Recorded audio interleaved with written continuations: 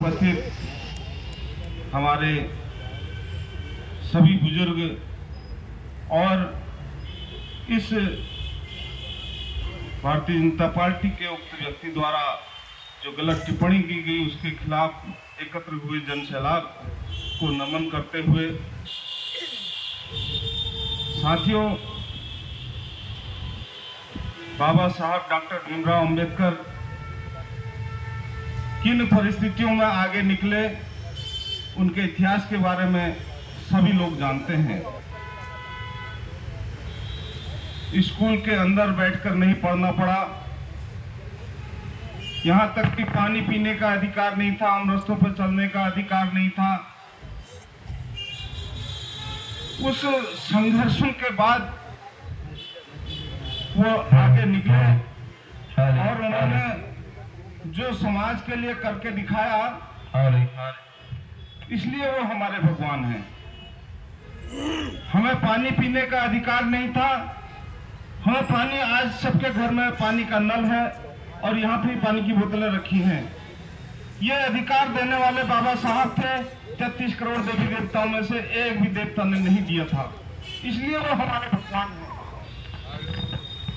साथियों, माननीय अमित शाह देश के लोकतंत्र के सबसे बड़े सदन में खड़े होकर इस बात को कहते हैं कि बाबा साहब कह रहे हैं, अगर इतना नाम भगवान का लिया होता तो स्वर्ग मिल जाता। मेरे ख्याल से आज भी आबादी के 90% लोग रोज सुबह शाम मंदिरों में घंटी बजा रहे हैं, लेकिन किसी को स्वर्ग नहीं मिला है। उक्त व्यक्ति द्वारा जो हमारे महापुरुष, जो हमारे भगवान का अपमान किया गया, उसकी हम कड़े शब्दों में निंदा करते हैं कि और राष्ट्रपति के नाम संबोधित ज्ञापन में हम इस चीज को कहना चाहते हैं कि हमारे बाबा साहब के सम्मान में भारत सरकार उनको तत्काल बर्खास्त करे।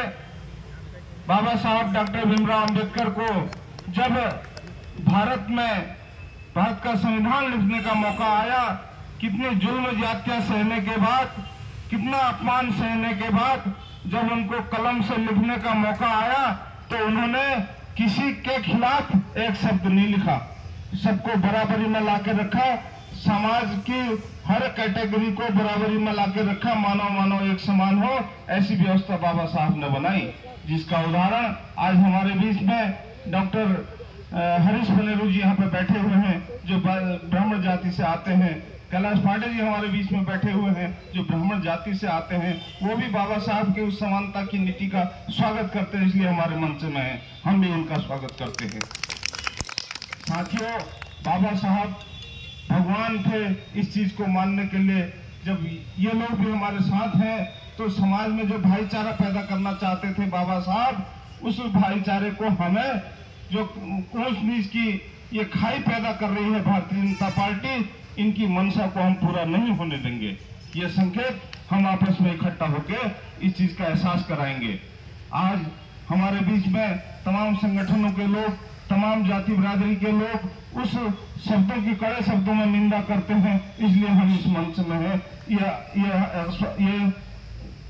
एहसास कराना हम चाहते हैं।